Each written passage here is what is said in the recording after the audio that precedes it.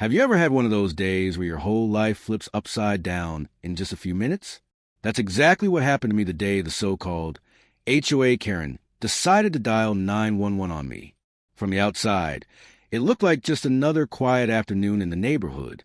Kids were riding their bikes, sprinklers watered perfect green lawns, and the sound of dogs barking carried through the air. But under that peaceful surface, a storm was brewing. One that would change how everyone in that neighborhood saw me forever. Now, let me take you back to the beginning of this wild story. The perfect storm. It all started when I was working in my own yard, minding my business. I had lived in this neighborhood for a while, and honestly, I wasn't the kind of person who caused drama. But when you live under the rule of an HOA, there's always one person who acts like they run the world. In my neighborhood, that person was Karen. You know the type. The one who measures your grass with a ruler, complains if your trash cans are visible for 2 extra minutes, and somehow always manages to catch you breaking rules you never even knew existed. That day, I had done something that triggered her completely. What was it? I parked my truck slightly past the edge of my driveway. That's it. Not blocking the road, not in anyone's way, just a couple of feet over the invisible line that Karen guarded like her personal kingdom. She came stomping over, her face red, clutching her HOA rulebook like it was a constitution itself. "Excuse me," she snapped.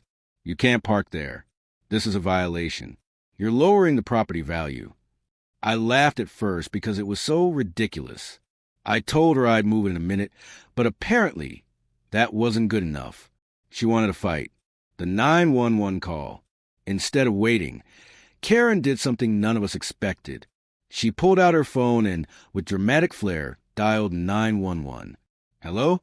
Yes, I'd like to report a dangerous situation," she said loud enough for everyone nearby to hear. "There's a suspicious man in the neighborhood.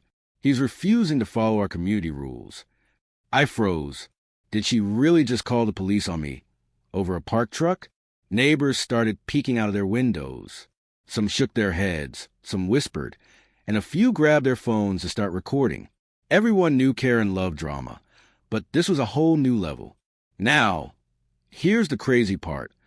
Instead of being nervous, I was calm, because what Karen didn't know was that I wasn't just some random homeowner. I had a past that she was about to find out the hard way. The sirens. Minutes later, I heard it. The faint wail of sirens growing louder as they approached the neighborhood. Karen puffed up with pride like she had just saved the entire community. She stood tall, waiting for the moment the officer would march over and scold me in front of everyone. But life had a very different plan. The squad car pulled up, lights flashing. The officer stepped out, adjusting his hat, his eyes scanning the scene. He looked at me, then at Karen, then back at me again. His face shifted into something I didn't expect, recognition. "Chief," he said. The entire neighborhood froze. Did he just call me Chief? Karen's smug smile disappeared instantly, replaced with pure confusion. She sputtered. "Wait, what? Chief? No. You don't understand. He's the problem. He's breaking our rules." But the officer ignored her completely. He walked straight over to me, his posture changing into one of respect. Then, in front of everyone, neighbors, kids, and yes, Karen, he raised his hand and saluted me. The big reveal. Here's the truth Karen didn't know. Before moving into this neighborhood, I had served as a chief in the force. I wasn't just some ordinary guy. I had led teams, trained officers, and earned years of respect. The officer who showed up that day had actually worked under me. So when he saw me, he didn't see a man breaking some petty parking rule. He saw his former chief, a man he admired, standing in his own driveway while being harassed by someone who thought HOA rules were above common sense. "Chief," he said again with a grin. "Good to see you. What's going on here?" The crowd was dead silent.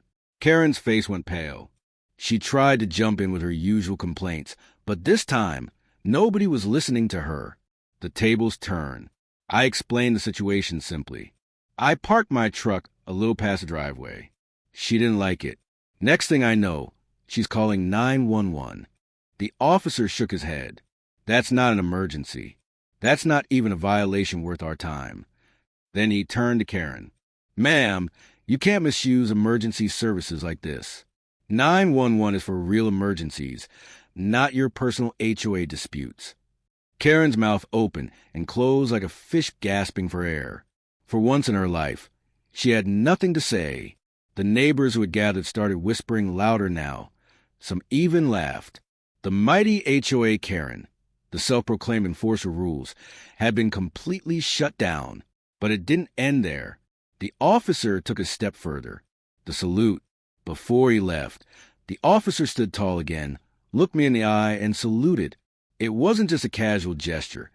It was a public declaration of respect. And in that single moment, everything changed. The neighbors who had doubted me or kept their distance suddenly saw me in a new light. I wasn't just another homeowner. I was someone with authority, experience, and dignity. Karen, on the other hand, she had just exposed herself as the biggest joke in the neighborhood. And honestly, I didn't even need to say a word. The salute said it all. A new reputation. After that day, the way people treated me was different. The same neighbors who used to stay quiet now stopped to talk, wave, or even ask for advice. Kids smiled when they passed by. And Karen? She avoided me like the plague. It was strange how quickly respect could shift.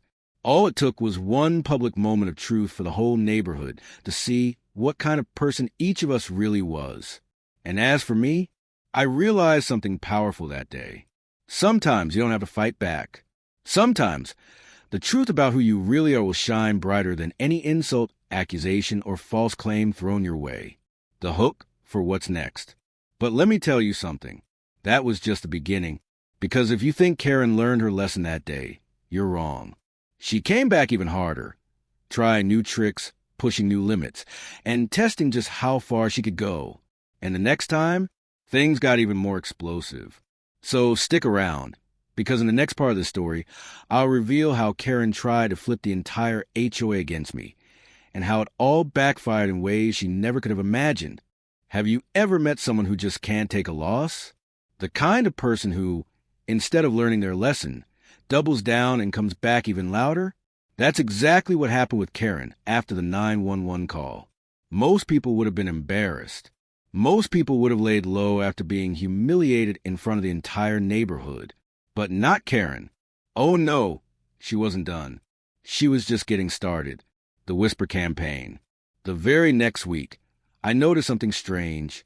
Neighbors who had smiled at me after the salute were now giving me side eyes. Some even crossed the street instead of saying hello. At first, I thought maybe I was imagining things. But then I found out the truth. Karen had started a whisper campaign. She went door to door, telling people that I was dangerous, that I abused my power, and that the officer who saluted me was just doing it out of fear. She thinks she's above the rules, Karen hissed to anyone who would listen. If we don't stop him, he'll ruin our community. The irony was unreal. She had been the one abusing power, and yet she painted me as a villain. And sadly, some people believed her. The HOA meeting. Then came the bombshell. Karen announced a special HOA meeting. She claimed it was to restore order in the neighborhood. When I arrived, the room was packed. Karen stood at the front with her papers stacked high, ready to deliver her speech like she was running for president. She cleared her throat and started. Neighbors, we have a serious problem. Our community is under threat. Rules are being broken. Authority is being mocked. If we let this continue, our property values will plummet and our safety will be at risk. Her words were dramatic, almost theatrical. And as she spoke, I saw heads nodding. Not everyone, but enough to make me realize she had built herself a little following. Then she dropped her solution. I propose that we fine him for every violation. I propose we strip his right to vote in HOA decisions. And if necessary, I propose we remove him from the neighborhood entirely. The room gasped. Remove me? From my own home? My turn to speak. I stood up slowly. My heart pounded, but I wasn't about to let her control the narrative. Let me ask you all something, I said. Did any of you see me break a law? Did I threaten anyone? Did I put anyone in danger? Silence. Or was my only so-called crime the fact that I parked my truck a couple feet past my driveway? And for that, Karen called 911, wasting police time and making all of us look ridiculous. I let that sink in. And when the officer arrived, what happened? He didn't arrest me. He didn't even write me a warning. He saluted me. Why? Because I served this community long before I moved into this neighborhood. I protected families. I trained officers. I put my life on the line for people I didn't even know. That's who I am. The room shifted. Some people looked ashamed. Others whispered to each other. Karen's face turned beet red. But I wasn't finished. You want to talk about threats? The real threat to this community is someone who calls 911 over petty disputes. The real danger is turning neighbors against each other instead of working together.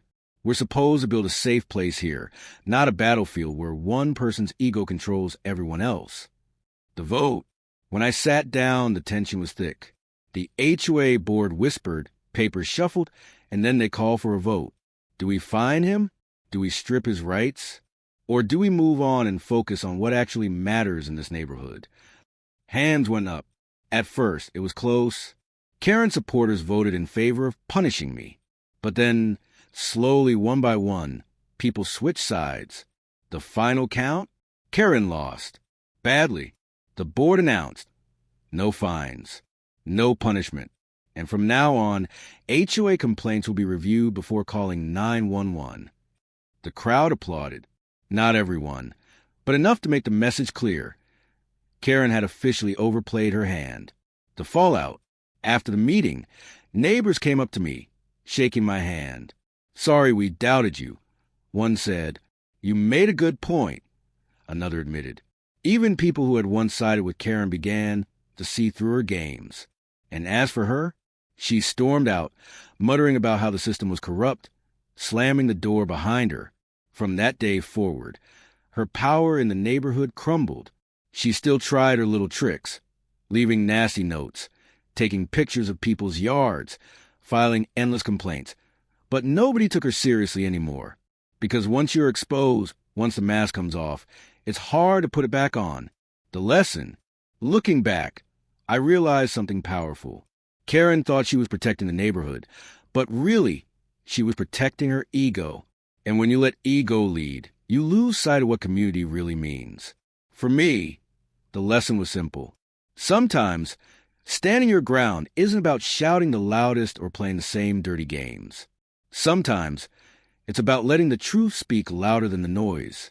The salute, the meeting, the vote, they weren't just moments. They were reminders that respect is earned, not demanded. And once people see who you really are, no amount of lies can take that away. Closing hook.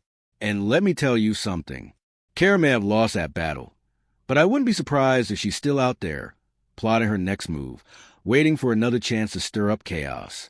People like her rarely disappear for good. But me? I'll be ready. Because once you face a storm like that, you learn how to stand taller in the rain.